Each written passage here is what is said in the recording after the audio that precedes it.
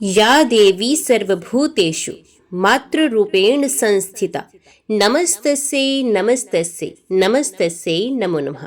जय माँ भगवती, जय माँ दुर्गा। आज की वीडियो में आप सुनेंगे चैत्र मास महात्म्य के अध्याय 15 की कथा। जनमेजय बोले, श्री राम ने भगवती जगदम्बा के इस सुखदायक व्रत का अनुष्ठान किस प्रकार किया, वे राज्यच्युत कैसे हुए और फिर सीता हरण किस प्रकार हुआ। व्यास जी बोले, पूर्व काल में श्रीमान महाराज दशरथ अयोध्यापुरी में राज्य करते थे। वे सूर्य वंश में श्रेष्ठ राजा के रूप में प्रतिष्ठित थे और वे देवताओं तथा ब्राह्मणों का पूजन किया करते थे। उनके 4 पुत्र उत्पन्न हुए, जो लोक में राम, लक्ष्मण, भरत तथा शत्रुघ्न नाम से विख्यात हुए। गुण तथा रूप में पूर्ण समानता रखने वाले वे सभी महाराज दशरथ को अत्यंत प्रिय थे। उनमें राम महारानी कौशल्या के तथा भरत महारानी कैकेयी के पुत्र कहे गए। रानी सुमित्रा के लक्ष्मण तथा शत्रुघ्न नाम वाले जुड़वा पुत्र उत्पन्न हुए। वे चारों किशोर अवस्था में ही धनुष बाण धारी हो गए। महाराज दशरथ ने सुख बढ़ाने वाले अपने चारों पुत्रों के संस्कार भी संपन्न कर दिए। तब एक समय महर्षि विश्वामित्र ने दशरथ के यहाँ आकर उनसे रघुनंदन राम को मांगा। महाराज दशरथ ने यज्ञ की रक्षा के लिए लक्ष्मण सहित 16 वर्षीय पुत्र राम को विश्वामित्र को समर्पित कर दिया। प्रिय दर्शन वे दोनों भाई मुनि के साथ मार्ग में चल दिए। रामचंद्र जी ने मुनियों को सदा पीड़ित करने वाली तथा अत्यंत भयानक रूप वाली ताड़का को रास्ते में ही मात्र एक बाण से मार डाला। उन्होंने दुष्ट सुबाहु का वध किया तथा मारीच को अपने बाण से दूर फेंककर उसे मृत प्राय कर दिया और यज्ञ की रक्षा की। इस प्रकार यज्ञ रक्षा का महान कृत्य संपन्न करके राम, लक्ष्मण तथा विश्वामित्र ने मिथिलापुरी के लिए प्रस्थान किया। जाते समय मार्ग में राम ने अबला अहिल्या को शाप से मुक्ति प्रदान करके उसे पाप रहित कर दिया। इसके बाद वे दोनों भाई मुनि विश्वामित्र के साथ जनकपुर पहुंच गए और वहां श्री राम ने जनक जी के द्वारा प्रतिज्ञा के रूप में रखे शिव धनुष को तोड़ दिया और लक्ष्मी के अंश से उत्पन्न जनक नंदिनी सीता के साथ विवाह किया। राजा जनक ने दूसरी पुत्री उर्मिला का विवाह लक्ष्मण के साथ किया। शील संपन्न तथा शुभ लक्षणों से युक्त दोनों भाई भरत तथा शत्रुघ्न ने कुशध्वज की 2 पुत्रियां मांडवी तथा श्रुतकीर्ति को पत्नी रूप में प्राप्त किया। हे राजन, इस प्रकार उन चारों भाइयों का विवाह मिथिलापुरी में ही विधि विधान से संपन्न हुआ। तत्पश्चात महाराज दशरथ ने अपने बड़े पुत्र राम को राज्य करने योग्य देखकर उन्हें राज्य भार सौंपने का मन में निश्चय किया। राज्य तिलक संबंधी सामग्रियों का प्रबंध हुआ देखकर रानी कैकेयी ने अपने वशीभूत महाराज दशरथ से पूर्व कल्पित 2 वरदान मांगे। उसने पहले वरदान के रूप में अपने पुत्र भरत के लिए राज्य तथा दूसरे वरदान के रूप में महात्मा राम को 14 वर्षों का वनवास मांगा। कैकेयी का वचन मानकर श्री रामचंद्र जी सीता तथा लक्ष्मण के साथ दंडक वन चले गए, जहाँ राक्षस रहते थे। तदंतर पुत्र के वियोग जनित शोक से संतप्त पुण्य आत्मा दशरथ ने पूर्व काल में एक ऋषि द्वारा प्रदत्त शाप का स्मरण करते हुए अपने प्राण त्याग दिए। माता कैकेयी के कृत्य के कारण पिताजी की मृत्यु देकर भरत जी ने भाई श्री राम का हित करने की इच्छा से अयोध्या का समृद्ध राज्य स्वीकार नहीं किया। उधर पंचवटी में निवास करते हुए श्री राम ने रावण की छोटी बहन अतिशय कामातुर शूर्पणखा को क्रूर बना दिया। तब खर दूषण आदि राक्षसों ने उसे कटी हुई नासिका वाली देखकर अमित तेजस्वी राम के साथ घोर संग्राम किया। उस संग्राम में सत्य पराक्रमी श्री राम ने मुनियों का कल्याण करने की इच्छा से अत्यंत बलशाली खर आदि राक्षसों का संहार कर दिया। तत्पश्चात लंका जाकर उस दुष्ट शूर्पणखा ने राम के द्वारा खरदूषण के संहार का समाचार रावण से बताया। वे दुष्ट रावण भी संहार के विषय में सुनकर अत्यंत क्रोधित हो उठा और तब रथ पर सवार होकर वे मारीच के आश्रम में जा पहुंचा। सीता हरण के उद्देश्य से रावण ने मायावी मारीच को असंभव स्वर्ण मृग बनाकर सीता को प्रलोभित करने के लिए भेजा। तत्पश्चात वे मायावी मारीच अत्यंत अद्भुत अंगों वाला स्वर्ण मृग बनकर चरते चरते सीता जी के सन्निकट पहुंच गया और उन्होंने उसे देख लिया। उसे देखकर देवी प्रेरणा से स्वाधीन पति का स्त्री की भांति सीता ने श्री राम से कहा, हे कांत, आप इस मृग का चर्म ले आइए।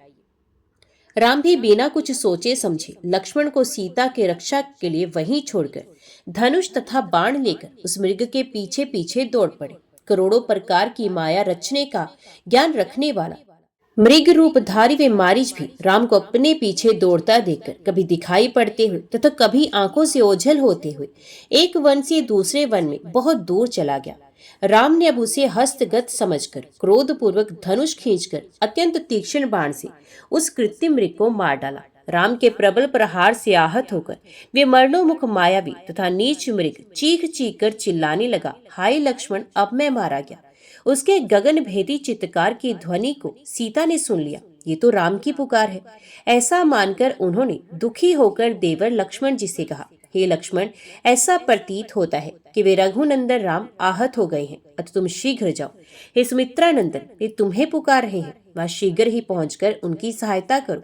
तब लक्ष्मण जी ने सीता जी से कहा, हे माता, राम का वध ही क्यों ना हो, मैं आपको इस आश्रम में इस समय असहाय छोड़कर वहां नहीं जा सकता। हे जनक नंदिनी, मुझे राम की आज्ञा है कि तुम इसी आश्रम में रहना। उनकी आज्ञा का उल्लंघन करने से मैं डरता हूँ, अतः आपका सामीप्य नहीं छोड़ सकता। वे मायावी भगवान श्री राम को बहुत दूर दौड़ा ले गया है, ये जान करके मैं आपको छोड़कर यहाँ से एक पग भी नहीं जा सकता। आप धैर्य धारण कीजिए। मैं तो ऐसा मानता हूँ कि इस समय संपूर्ण पृथ्वी लोक में श्री राम को मारने में कोई भी समर्थ नहीं। राम के आदेश का उल्लंघन करके तथा आपको यहाँ छोड़कर मैं नहीं जाऊंगा। तत्पश्चात सुंदर दांतों वाली तथा सौम्य स्वभाव वाली सीता ने देव से प्रेरित होकर शुभ लक्षण संपन्न लक्ष्मण से रोते हुए ये कठोर वचन कहा, हे सुमित्रा तनय, अब मैं जान गई कि तुम मेरे प्रति अनुराग युक्त हो और भरत की प्रेरणा से मेरे प्रयोजन से यहाँ आए हो। मैं उस तरह की स्वच्छंद स्त्री नहीं हूँ। मैं राम के मृत हो जाने पर भी सुख के लिए तुम्हें अपना पति कभी नहीं बना सकती। यदि राम नहीं लौटेंगे तो मैं अपने प्राण त्याग दूंगी, क्योंकि उनके बिना मैं विधवा होकर अत्यधिक दुखी जीवन नहीं जी सकती। हे लक्ष्मण, तुम जाओ या रहो, मुझे तुम्हारी वास्तविक इच्छा का पता नहीं है। धर्मपरायण ज्येष्ठ भाई के प्रति आपका प्रेम अब कहाँ चला गया। सीता के वचन सुनकर लक्ष्मण के मन में अत्यधिक कष्ट हुआ। रुदन के कारण रूधे कंठ से उन्होंने जनक नंदिनी सीता से कहा, आप इस प्रकार के अति कठोर वचन मेरे लिए क्यों कह रही हैं? मेरा मन तो ये कह रहा है कि आपके समक्ष कोई अनिष्टकर परिस्थिति उत्पन्न होने वाली है। हे महाराज जन्मेजय, ऐसा कहकर अत्यधिक विलाप करते हुए वीर लक्ष्मण सीता को वहीं छोड़कर चले गए और अत्यधिक शोकाकुल होकर बड़े भाई राम को चारों ओर देखते हुए आगे की ओर बढ़ते गए। इस प्रकार लक्ष्मण के वहां से चले जाने पर कपट स्वभाव वाले रावण ने साधु वेश धारण कर उस आश्रम में प्रवेश किया। जानकी उस दुष्ट आत्मा रावण को सन्यासी समझकर आदर पूर्वक वन्य सामग्रियों का अर्घ्य प्रदान करके भिक्षा देने लगी। तब उस दुरात्मा ने अत्यंत विनम्र भाव से मधुर वाणी में सीता जी से पूछा, हे पद्म पत्र के समान नेत्रों वाली प्रिय, तुम कौन हो और इस वन में अकेली क्यों रह रही हो? हे वामरु, तुम्हारे पिता कौन है और तुम्हारे भाई तथा पति कौन है? हे सुंदरी, तुम एक मूढ़ स्त्री की भांति यहाँ अकेली क्यों रह रही हो? हे प्रिय, इस निर्जन वन में क्यों रह रही हो? तुम तो महलों में निवास करने योग्य हो। देवकन्या के समान कांति वाली तुम एक मुनि पत्नी की भांति इस कुटिया में क्यों रहती हो? व्यास जी बोले, हे राजन, उसका ये वचन सुनकर विदेह कन्या सीता जी ने मंदोदरी के पति रावण को देववश एक दिव्य सन्यासी समझकर उत्तर दिया। दशरथ नामक लक्ष्मी संपन्न एक राजा है। उनके 4 पुत्र हैं। उनमें सबसे बड़े पुत्र जो राम नाम से विख्यात हैं, वे ही मेरे पति हैं। कैकेयी ने महाराज दशरथ से वरदान मांगकर राम जी को 14 वर्ष के लिए वनवास दिला दिया। वे अपने भाई लक्ष्मण के साथ अब यहीं पर रह रहे हैं। मैं राजा जनक की पुत्री हूँ तथा सीता नाम से विख्यात हूँ। शिवजी का धनुष तोड़कर श्री राम ने मेरा पानी ग्रहण किया है। उन्हीं राम के बाहुबल का आश्रय लेकर मैं निर्भीक होकर इस वन में रहती हूँ। एक स्वर्ण मृग देखकर उसे मारने के लिए मेरे पति गए हुए हैं। अपने भाई का शब्द सुनकर लक्ष्मण भी इस समय उधर ही गए हैं। उन्हीं दोनों के बाहुबल से मैं यहाँ निडर होकर रहती हूँ। मैंने आपको वनवास संबंधी अपना संपूर्ण वृत्तांत बता दिया। अब वे लोग यहाँ आकर आपका विधि पूर्वक सत्कार करेंगे। सन्यासी विष्णु रूप होता है, इसलिए मैंने आपकी पूजा की है। राक्षसों के समुदाय द्वारा सेवित इस भयंकर जंगल में ये आश्रम बना हुआ है। इसलिए मैं आपसे ये पूछती हूँ कि त्रिदंडी के रूप में इस वन में पधारे हुए आप कौन हैं? आप मेरे समक्ष सत्य कहिए। रावण बोला, हे हंस नयन, मैं मंदोदरी का पति तथा लंका का नरेश श्रीमान रावण हूँ। हे सुंदर आकृति वाली, तुम्हारे लिए ही मैंने इस प्रकार का वेश बनाया है। हे सुंदरी, जिन स्थान में अपने भाई खर दूषण के मारे जाने का समाचार सुनकर तथा अपनी बहन शूर्पणखा द्वारा प्रेरित किए जाने पर मैं यहाँ आया हूँ, अब तुम उस राज्यच्युत लक्ष्मीहीन निर्बल वनवासी तथा मानव योनि वाले पति को छोड़कर मुझ राजा को स्वीकार करो। तुम मेरी बात मानकर मंदोदरी से भी बड़ी पटरानी बन जाओ। मैं सत्य कहता हूँ हे तनवंगी, मैं तुम्हारा दास हूँ। हे भामिनी, तुम मेरी स्वामिनी हो जाओ। समस्त लोकपालों पर विजय प्राप्त करने वाला मैं तुम्हारे चरणों पर पड़ता हूँ। हे जनक नंदिनी, तुम इस समय मेरा हाथ पकड़ लो और मुझे स्नात कर दो। हे अबले, मैंने पहले भी तुम्हारे पिता जनक से तुम्हें प्राप्त करने के लिए याचना की थी, किंतु उस समय उन्होंने मुझसे ये कहा था कि मैं धनुष भंग की शर्त रख चुका हूँ। शंकर जी के धनुष के भय के कारण मैं उस समय स्वयंवर में सम्मिलित नहीं हुआ। उसी समय से विरह वेदना से पीड़ित मेरा मन तुम में ही लगा है। ये श्याम नैनो वाली, तुम इस वन में रह रही हो, ये सुनकर तुम्हारे प्रति पूर्व प्रेम के अधीन हुआ मैं यहाँ आया हूँ। अब तुम मेरा परिश्रम सार्थक कर दो। रावण का कुविचारपूर्ण वचन सुनकर सीता भय से व्याकुल होकर कांप उठी। उन्हें मन को स्थिर करके उन्होंने कहा, हे पुलसत्य के वंशज, काम के वशीभूत होकर तुम ऐसा अन्न कर वचन क्यों कह रहे हो? मैं स्वेरिणी नारी नहीं हूँ, बल्कि महाराज जनक के कुल में उत्पन्न हुई हूँ। हे दशकंदर, तुम लंका चले जाओ, नहीं तो श्री राम निश्चय ही तुम्हें मार डालेंगे।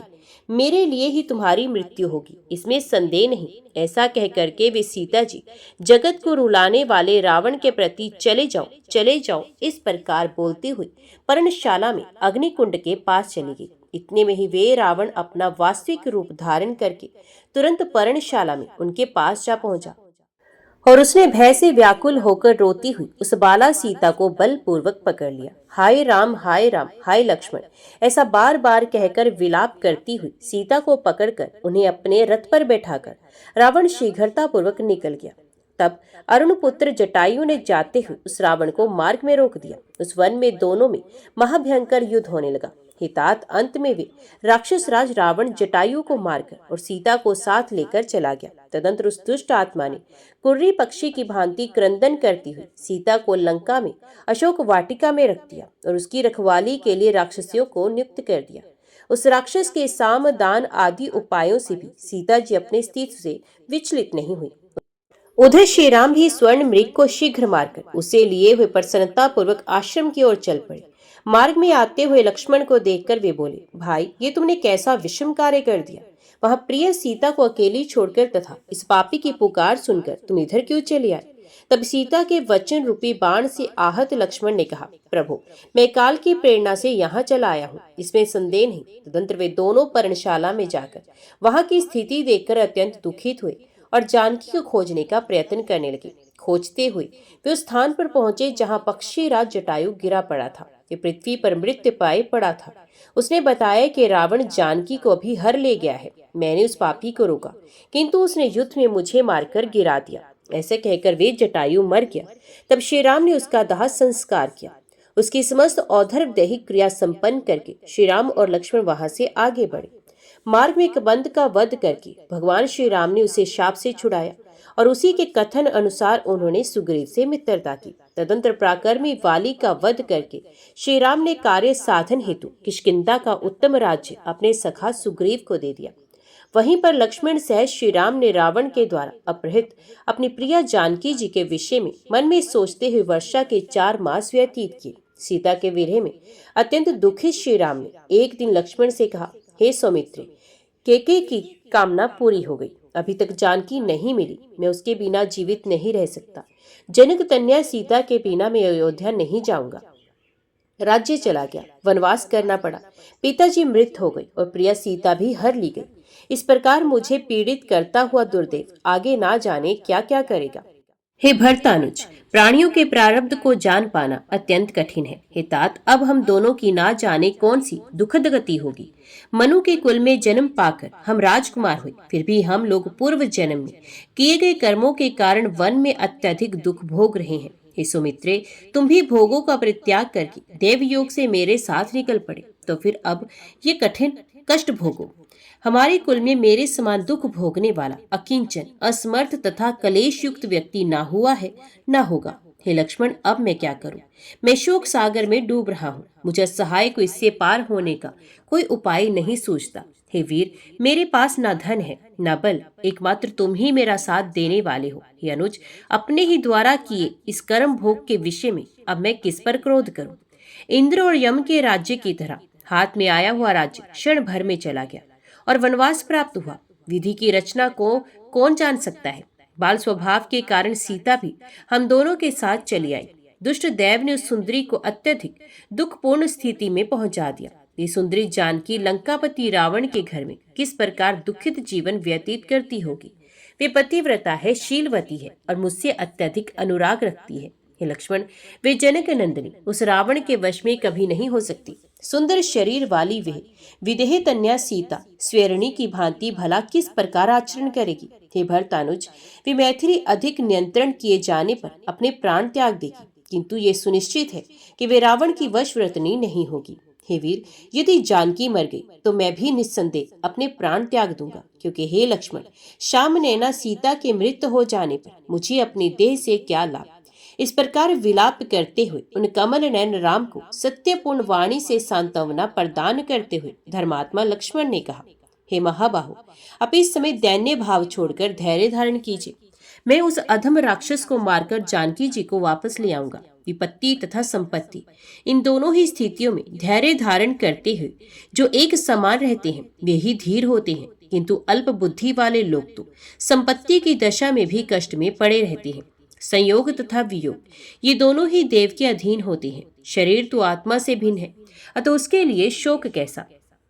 जिस प्रकार प्रतिकूल समय आने पर राज्य से निर्वासित होकर हमें वनवास भोगना पड़ा तथा सीता हरण हुआ, उसी प्रकार अनुकूल समय आने पर संयोग भी हो जाएगा।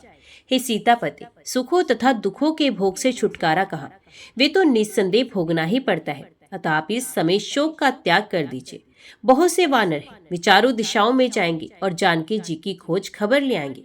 पता लग जाने पर मार्ग की जानकारी करके मैं स्वयं वहां जाऊंगा और आक्रमण करके उस पाप कर्म वाले रावण का वध करके जानकी जी को अवश्य ले आऊंगा। अथवा हे अग्रज, यदि इससे कार्य नहीं चलेगा तो मैं भरत तथा शत्रुघ्न को भी सेना समेत बुला लूंगा और हम लोग उस शत्रु को मार डालेंगे। अब वृथा क्यों चिंता करते हैं? पूर्व काल में राजा रघु ने केवल एक रथ से ही चारों दिशाओं को जीत लिया था। हे राघवेंद्र, आप उसी वंश के होकर शोक क्यों कर रहे हैं? अकेला मैं सभी देवताओं तथा दानवों की जीतने में समर्थ हूँ। तब फिर आप जैसे सहायक के रहते उस कुल कलंकी रावण का वध करने में क्या कठिनाई? अथवा हे रघुनंदन, मैं महाराज जनक को सहायता के लिए बुलाकर देवताओं के कंटक स्वरूप उस दुराचारी रावण का वध कर डालूंगा। हे रघुनंदन, सुख के बाद दुख तथा दुख के बाद सुख पहिए की धुरी की तरह आया जाया करते हैं, सदा एक स्थिति नहीं रहती। सुख दुख के आने पर जिसका मन कातर हो जाता है वे शोक सागर में निमग्न रहता है और कभी सुखी नहीं रह सकता। हे राघव, पूर्व काल में इंद्र के ऊपर भी विपत्ति आई थी, तब सभी देवताओं ने उनके स्थान पर राजा नहुष को स्थापित कर दिया था। उसमें इंद्र ने भयवश अपना पद त्याग कर बहुत दिनों तक कमल वन में छिपकर अज्ञातवास किया था। समय बदलने पर उन्होंने पुनः अपना पद प्राप्त कर लिया और नहुष को शापवश अजगर के रूप में होकर पृथ्वी पर गिरना पड़ा। ब्राह्मणों का अपमान करके इंद्राणी को पाने की इच्छा के कारण ही अगस्त्य मुनि के कोप पूर्वक शाप देने से राजा नहुष सर्प देह वाले हो गए थे। अतः हे राघव, दुख आने पर शोक नहीं करना चाहिए। विज्ञ पुरुष को चाहिए कि ऐसी परिस्थिति में मन को उद्यमशील बनाकर समय की प्रतीक्षा करता रहे। हे महाभाग, आप सर्वज्ञ हैं। हे जगतपते, आप सर्वसमर्थ हैं। तब एक प्राकृतिक पुरुष की भांति आप अपने मन में अत्यंत शोक क्यों कर रहे हैं? इस प्रकार लक्ष्मण की बातों से रघुनंदन श्री रामचंद्र जी को सांत्वना मिली और वे शोक त्याग कर बिल्कुल निश्चिंत हो गए। इस प्रकार राम और लक्ष्मण परस्पर में परामर्श करके ज्यों ही चुप हुए त्यों ही आकाश मार्ग से देवऋषि नारद वहां आ गए। उसमें वे स्वर तथा ग्राम से विभूषित अपनी महती नामक वीणा बजाते हुए तथा बृहद्रंत्र साम का गायन करते हुए उनके समीप पहुंचे। उन्हें देखते ही अमित तेज वाले श्री राम ने उठकर उन्हें श्रेष्ठ पवित्र आसन प्रदान किया और तत्पश्चात अर्घ्य तथा पादम से उनकी पूजा की। भली भांति पूजा करने के बाद भगवान श्री राम हाथ जोड़कर खड़े हो गए और फिर मुनि की आज्ञा देने पर उनके पास ही बैठ गए। तब अपने अनुज लक्ष्मण के साथ बैठे हुए खिन्नमस्तक राम से मुनीन्द्र नारद जी प्रेम पूर्वक कुशल क्षेम पूछने लगे। नारद जी बोले, हे राघव, आप इस समय साधारण मनुष्य के समान शोकाकुल क्यों हैं? मैं ये जानता हूँ कि दुष्ट रावण सीता को हर ले गया है। जब मैं देवलोक में गया था तभी मैंने वहां सुना कि अपनी मृत्यु को ना जानने से ही मोह के वशीभूत होकर रावण ने जनक नंदिनी का हरण कर लिया। आपका जन्म ही रावण के निधन के लिए हुआ। हे नराधिप, इसी कार्य सिद्धि के लिए सीता का हरण हुआ है। पूर्व जन्म में ये वैदेही एक मुनि की तपस्विनी कन्या थी। उस पवित्र मुस्कान वाली कन्या को रावण ने वन में तप करते हुए देखा। हे राघव, तब रावण ने उससे प्रार्थना की कि तुम मेरी पत्नी बन जाओ। इस पर उसके द्वारा तिरस्कृत किए गए रावण ने बलपूर्वक उसके केश पकड़ लिए। हे राम, रावण के स्पर्श से दूषित अपनी देह को त्यागने की आकांक्षा रखती हुई उस तापसी मुनि कन्या ने अत्यंत कुपित होकर उसे तत्काल ये घोर शाप दे दिया कि हे दुरात्मन, तुम्हारे विनाश के लिए मैं भूतल पर गर्भ से जन्म ना लेकर एक श्रेष्ठ स्त्री के रूप में प्रकट होंगी। ऐसा कहकर उस तापसी ने अपना शरीर त्याग दिया। लक्ष्मी के अंश से उत्पन्न यह सीता वही है जिसे भ्रमवश माला समझकर नागिन को धारण करने वाला व्यक्ति की भांति रावण ने अपने ही वंश का नाश करने के लिए हर लिया है। आपका भी जन्म उसी रावण के नाश के लिए देवताओं के प्रार्थना करने पर अनादि भगवान विष्णु के अंश से अजवंश में हुआ है। हे महाबाहो, अब धैर्य धारण करें, वे किसी दूसरे के वश में नहीं हो सकती। वे सती धर्मपरायणा सीता लंका में दिन रात आपका ध्यान करती हुई रह रही है। स्वयं इंद्र ने एक पात्र में कामधेनु का दूध सीता को पीने के लिए भेजा था। उस अमृत तुल्य दूध को उन्होंने पी लिया है। वे कामधेनु के दुग्ध पान से भूख प्यास के दुख से रहित हो गई हैं। मैंने उन कमल नैनी को स्वयं देखा है। हे राघवेंद्र, मैं उस रावण के नाश का उपाय बताता हूँ। अब आप इसी अश्विन मास में श्रद्धा पूर्वक नवरात्र व्रत कीजिए। हे राम, नवरात्र में उपवास तथा जप होम के विधान से किया गया भगवती पूजन समस्त सिद्धियों को प्रदान करने वाला है। देवी को पवित्र बलि देकर तथा दशांश हवन करके आप पूर्ण शक्तिशाली बन जाएंगे। पूर्व काल में भगवान विष्णु, शिव, ब्रह्मा तथा स्वर्गलोक में विराजमान इंद्र ने भी इसका अनुष्ठान किया था। हे राम, सुखी मनुष्य को इस व्रत का अनुष्ठान करना चाहिए और कष्ट में पड़े हुए मनुष्य को तो ये व्रत विशेष रूप से करना चाहिए। विश्वामित्र, भृगु, वशिष्ठ और कश्यप भी इस व्रत को कर चुके हैं, इसमें संदेह नहीं है। इसी प्रकार हरण की गई पत्नी वाली गुरु बृहस्पति ने भी इस व्रत को किया था। इसलिए हे राजेंद्र, रावण के वध तथा सीता की प्राप्ति के लिए आप इस व्रत को कीजिए। पूर्व काल में इंद्र ने वृत्तासुर के वध के लिए तथा शिव ने त्रिपुर दैत्य के वध के लिए ये सर्वश्रेष्ठ व्रत किया था। हे महामते, इसी प्रकार भगवान विष्णु ने भी मधु दैत्य के वध के लिए सुमेरु पर्वत पर यह व्रत किया था।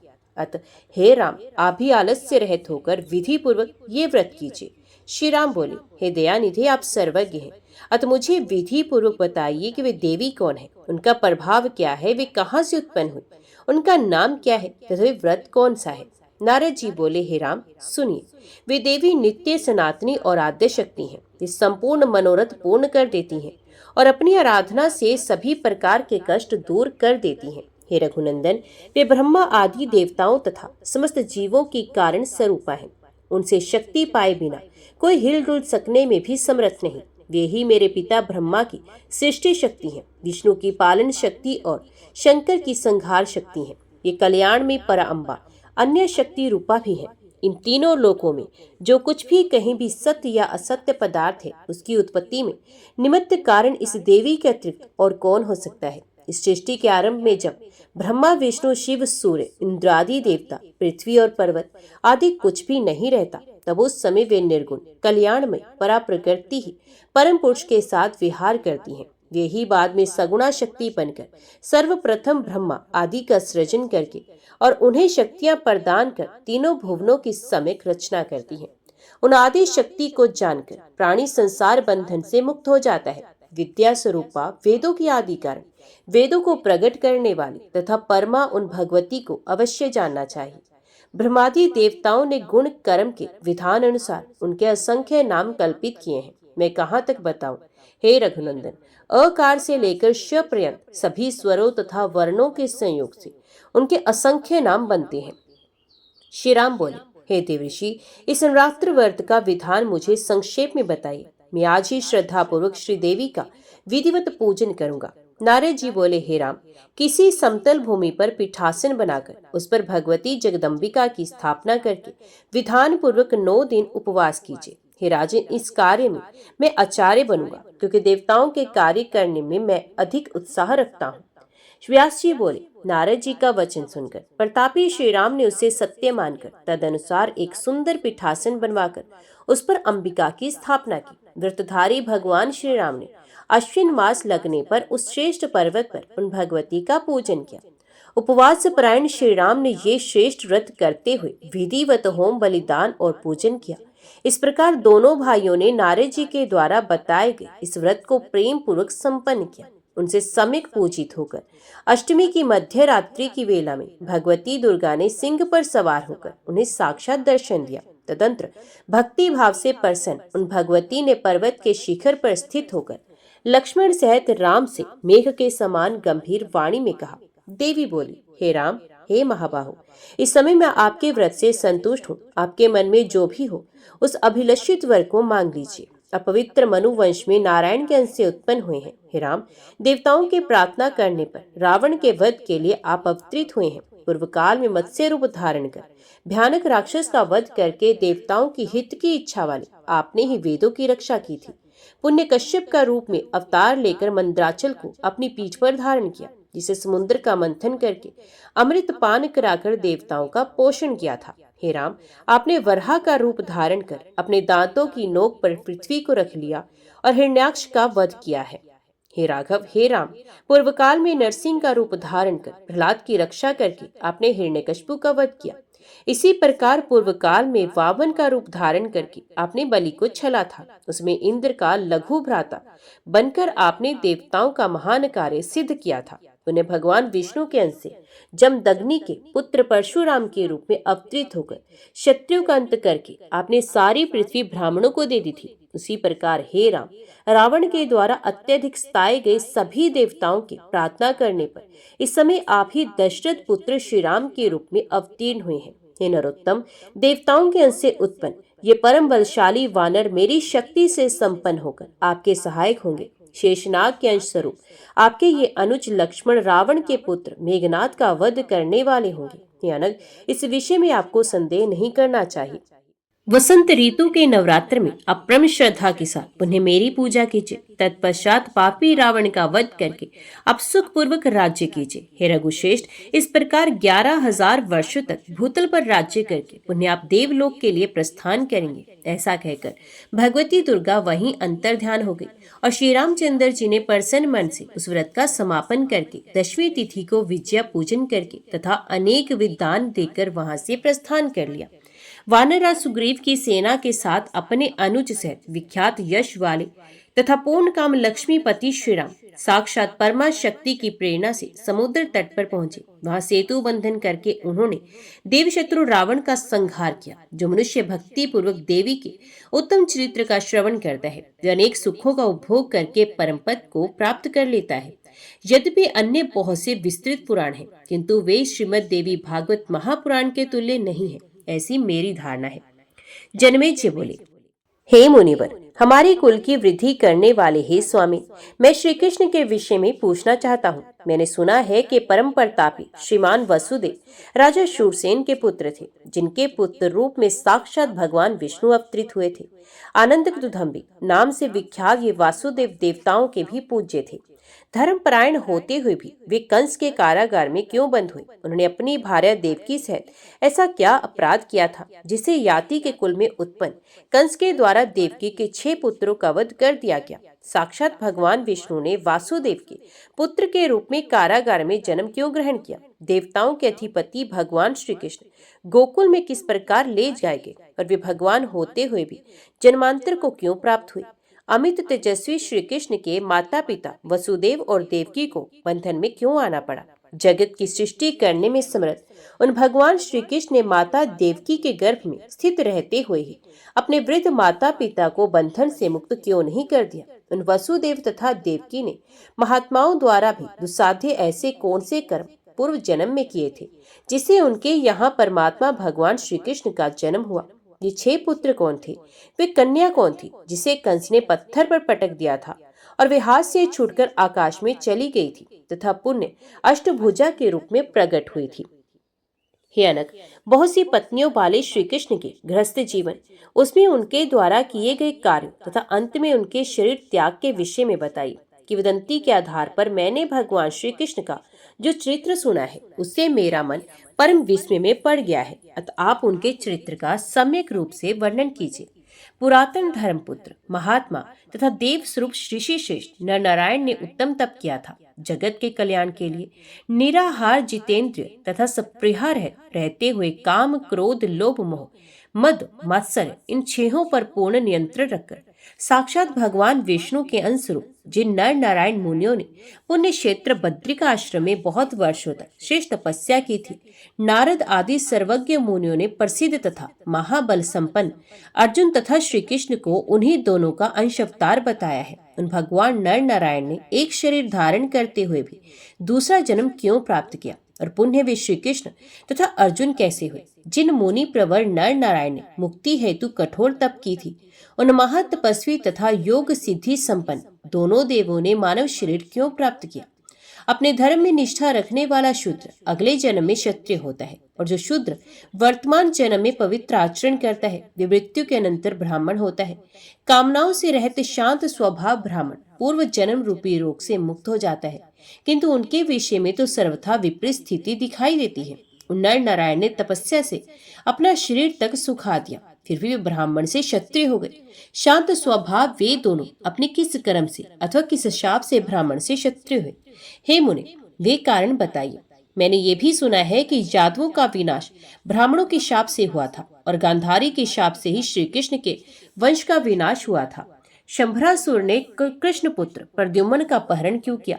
देवाधिदेव जनार्दन वसुदेव के रहते सूतिका ग्रह से पुत्र का हरण हो जाना एक अत्यंत अद्भुत बात है। द्वारका के किले में श्री कृष्ण के दुर्गम राजमहल से पुत्र का हरण हो गया, किंतु भगवान श्री कृष्ण ने उसे अपनी दिव्य दृष्टि से क्यों नहीं देख लिया? हे ब्राह्मण, ये एक महान शंका मेरे समक्ष उपस्थित है। हे प्रभु, आप मुझे संदेह मुक्त कर दीजिए। देव श्री कृष्ण के स्वर्ग गमन के अनंतर उनकी पत्नियों को लुटेरों ने लूट लिया। हे मुनिराज, वे कैसे हुआ? हे ब्राह्मण, मन को आंदोलित कर देने वाला ये संदेह मुझे हो रहा है। श्री कृष्ण भगवान विष्णु के अंश से उत्पन्न हुए थे और उन्होंने पृथ्वी का भार उतारा था। हे साधु, ऐसे वे जनार्दन जरासंध के भय से मथुरा का राज्य छोड़कर अपनी सेना तथा बंधु बांधवों के साथ द्वारकापुरी क्यों चले गए? ऐसा कहा जाता है कि श्री कृष्ण का अवतार पृथ्वी को भार से मुक्त करने, पापाचारियों को विनिष्ट करने तथा धर्म की स्थापना करने के लिए हुआ था। फिर भी वासुदेव ने उन लुटेरों को क्यों नहीं मारा जिन लुटेरों ने श्री कृष्ण की पत्नियों को लूटा तथा उनका हरण किया? सर्वज्ञ होते हुए भी श्री कृष्ण उन चोरों को क्यों नहीं जान सके?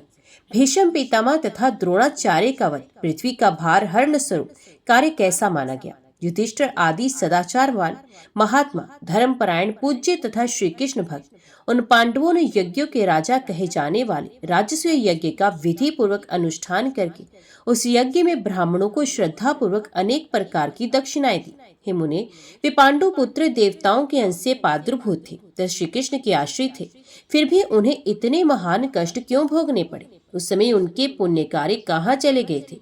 उन्होंने ऐसा कौन सा महाभयानक पाप किया था जिसके कारण वे सदा कष्ट पाते रहे? पुण्यात्मा द्रौपदी यज्ञ की वेदी के मध्य से प्रकट हुई थी। वे लक्ष्मी के अंश से उत्पन्न थी, साध्वी थी तथा सदा श्री कृष्ण की भक्ति में लीन रहती थी। उस द्रौपदी ने भी बार बार महाभीषण संकट क्यों प्राप्त किया? दुशासन के द्वारा उसे बाल पकड़कर घसीटा गया तथा अत्यधिक प्रताड़ित किया गया। केवल एक वस्त्र धारण की हुई वे भयाकुल द्रौपदी रजस्वला अवस्था में ही कौरवों की सभा में ले जाएगी। उन्हें उसे विराट नगर में मत्स्य नरेश की दासी बनना पड़ा। कीचक के द्वारा अपमानित होने पर वे कुर्री पक्षी की भांति रोया करती थी। उन्हें जयद्रथ ने उसका अपहरण कर लिया, जिस पर वे करुण क्रंदन करती हुई अत्यधिक दुखित हुई थी। बाद में बलवान महात्मा पांडवों ने उसे मुक्त कराया था।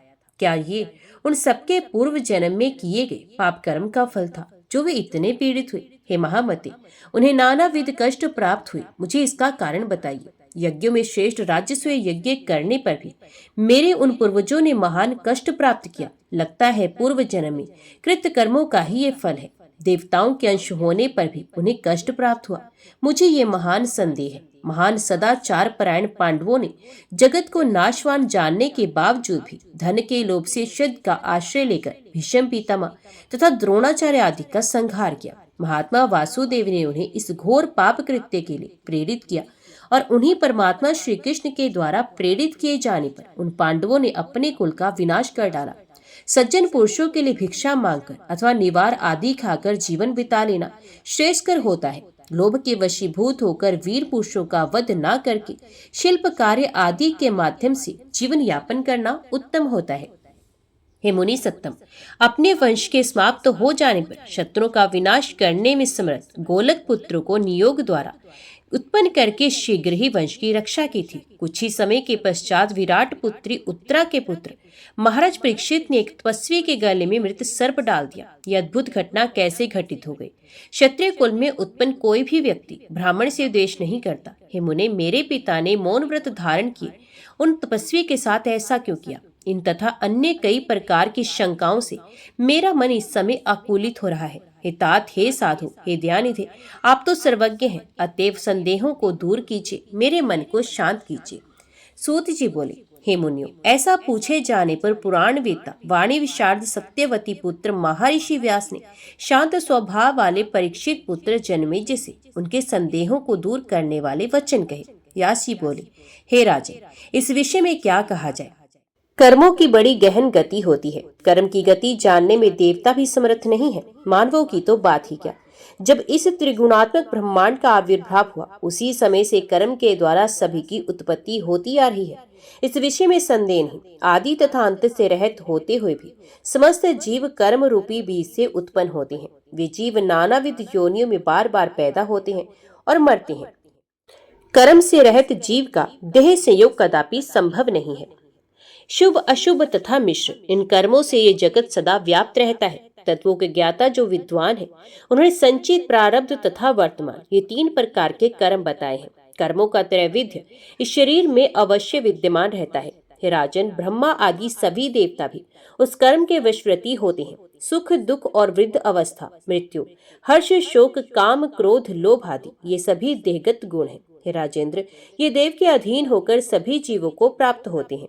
राग द्वेष आदि भाव स्वर्ग में भी होते हैं और इस प्रकार ये भाव देवताओं, मनुष्यों तथा पशु पक्षियों में भी विद्यमान है। पूर्व जन्म के किए हुए वैर तथा स्नेह के कारण ये समस्त विकार शरीर के साथ सदा ही संलग्न रहते हैं। समस्त जीवों की उत्पत्ति कर्म के बिना हो नहीं सकती। कर्म से ही सूर्य नियमित रूप से परिभ्रमण करता है और चंद्रमा क्षयरोग से ग्रस्त रहता है। अपने कर्म के प्रभाव से ही रुद्र को मुंडों की माला धारण करनी पड़ती है, इसमें कोई संदेह नहीं। आदि अंत रहत ये कर्म ही जगत का कारण है। स्थावर जंगम ये समग्र शाश्वत विश्व उसी कर्म के प्रभाव से नियंत्रित है। सभी मुनिगण इसी कर्म में जगत की नित्यता तथा अनित्यता के विचार में सदा डूबे रहते हैं। फिर भी वे नहीं जान पाते कि जगत नित्य है अथा नित्य। जब तक माया विद्यमान रहती है तब तक ये जगत नित्य प्रतीत होता है। कारण की सर्वथा सत्ता रहने पर कार्य का अभाव कैसे कहा जा सकता है? माया नित्य है और वही सर्वदा सबका कारण है। अतएव कर्म बीज की अनित्यता पर बुद्धिमान पुरुषों को सदा चिंतन करते रहना चाहिए। हे राजन, संपूर्ण जगत कर्मों के द्वारा नियंत्रित होकर सदा परिवर्तित होता रहता है। हे राजेंद्र, यदि अमित तेज वाले भगवान विष्णु अपनी इच्छा से जन्म लेने के लिए स्वतंत्र होते तो वे नानाविध योनियों में, नानाविध धर्म कर्म अनुरूप युगों में तथा अनेक प्रकार की निम्न योनियों में जन्म क्यों लेते? अनेक प्रकार के सुख भोगों तथा वैकुंठपुरी का निवास छोड़कर मलमूत्र वाले उदर में भयभीत होकर भला कौन रहना चाहेगा? फूल चुनने की क्रीड़ा, जल विहार तथा सुखदायक आसन का परित्याग कर कौन बुद्धिमान गर्भगृह में वास करना चाहेगा? कोमल रुई से निर्मित गद्दे तथा दिव्य शैया को छोड़कर गर्भ में औंधे मुंह पड़े रहना भला कौन विद्वान पुरुष पसंद कर सकता है? अनेक प्रकार के भावों से युक्त गीत वाद्य तथा नृत्य का भला कौन परित्याग करके गर्भ रूपी नरक में रहने का मन में विचार करेगा? ऐसा कौन बुद्धिमान व्यक्ति होगा जो लक्ष्मी के अद्भुत भावों के अत्यंत कठिनाई से त्याग करने योग्य रस को छोड़कर मलमूत्र का रस पीने की इच्छा करेगा? अतएव तीनों लोकों में गर्भवास से बढ़कर नरक स्वरूप अन्य कोई स्थल नहीं। गर्भवास से भयभीत होकर मुनि लोग कठिन तपस्या करते हैं। बड़े बड़े मनस्वी पुरुष जिस गर्भवास से डरकर राज्य तथा सुख का परित्याग करके वन में चले जाते हैं, ऐसा कौन मूर्ख होगा जो उसके सेवन की इच्छा करेगा। गर्त में कीड़े काटते हैं और नीचे से जठरग्नि तपाती रहती है। हे राजन, उस समय शरीर में अतिशय दुर्गंध युक्त मज्जा लगी रहती है, तो फिर वहां कौन सा सुख है। कारागार में रहना और बेड़ियों में बंधे रहना अच्छा है, किंतु एक क्षण के लिए अल्पांश काल तक भी गर्भ में रहना कदापि शुभ नहीं होता। गर्भवास में जीव को अत्यधिक पीड़ा होती है, वहां 10 महीने तक रहना पड़ता है। इसके अतिरिक्त अत्यंत दारुण योनि यंत्र से बाहर आने में महान कष्ट प्राप्त होता है। बाल्यावस्था में अज्ञानता तथा ना बोल पाने के कारण बहुत कष्ट मिलता है। परतंत्र तथा अत्यंत भयभीत बालक भूख तथा प्यास की पीड़ा के कारण अशक्त रहता है।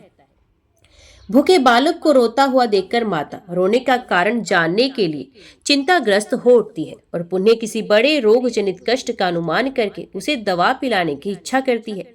इस प्रकार बाल्यावस्था में अनेक प्रकार के कष्ट होते हैं। तब विवेकी पुरुष किस सुख को देखकर स्वयं जन्म लेने की इच्छा करते हैं। कौन ऐसा मूर्ख होगा जो देवताओं के साथ रहते हुए निरंतर सुख भोग का परित्याग करके संपूर्ण तथा सुखनाय शुद्ध करने की इच्छा करेगा। ब्रह्मादि सभी देवता भी अपने किए कर्मों के फलस्वरूप सुख दुख प्राप्त करते हैं। सभी देहधारी जीव, चाहे मनुष्य, देवता या पशु पक्षी हो, अपने अपने किए कर्म का शुभाशुभ फल पाते हैं। मनुष्य तप, यज्ञ तथा दान के द्वारा इंद्र तप को प्राप्त हो जाता है और पुण्य क्षीण होने पर इंद्र भी च्युत हो जाते हैं, इसमें संदेह नहीं। राम अवतार के समय देवता कर्म बंधन के कारण वानर बने थे और कृष्ण अवतार में भी कृष्ण की सहायता के लिए देवता यादव बने थे। इस प्रकार प्रत्येक युग में धर्म की रक्षा के लिए भगवान विष्णु ब्रह्मा जी से अत्यंत प्रेरित होकर अनेक अवतार धारण करते हैं। हे राजन, इस प्रकार रथ चक्र की भांति विविध प्रकार की योनियों में भगवान विष्णु के अद्भुत अवतार बार बार होते रहते हैं। महात्मा भगवान विष्णु अपने अशांत से पृथ्वी पर अवतार लेकर दैत्यों का वध रूपी कार्य संपन्न करते हैं। इसलिए अब मैं यहाँ श्री कृष्ण के जन्म की पवित्र कथा कह रहा हूँ। ये साक्षात भगवान विष्णु ही यदुवंश में अवतरित हुए थे। हे राजन, कश्यप मुनि के अंश से प्रतापी वसुदेव जी उत्पन्न हुए, जो पूर्व जन्म के शाबस इस जन्म में गोपालन का काम करते थे। हे महाराजन, हे पृथ्वीपति, उन्हीं कश्यप मुनि की 2 पत्नियां अदिति और सुरसा ने भी शाबस पृथ्वी पर अवतार ग्रहण किया। हे भरतश्रेष्ठ, उन दोनों ने देवकी और रोहिणी नामक बहनों के रूप में जन्म लिया था। मैंने ये सुना है कि क्रुद्ध होकर वरुण ने उन्हें महान शाप दे दिया था। राजा बोले, हे महामते, महर्षि कश्यप ने कौन से ऐसा अपराध किया था जिसके कारण उन्होंने स्त्रियों से शाप मिला, इसे मुझे बताइए। वैकुंठवासी अविनाशी रमापति भगवान विष्णु को गोकुल में जन्म क्यों लेना पड़ा। सबके स्वामी अविनाशी देवश्रेष्ठ युग के आदि तथा सबको धारण करने वाले साक्षात भगवान नारायण किसके आदेश से व्यवहार करते हैं और वे अपने स्थान को छोड़कर मानव योनि में जन्म लेकर मनुष्यों की भांति सब काम क्यों करते हैं। इस विषय में मुझे महान संदेह है। भगवान विष्णु स्वयं मानव शरीर धारण करके हीन मनुष्य जन्म में अनेक विध लीलाएं दिखाते हुए प्रपंच क्यों करते हैं।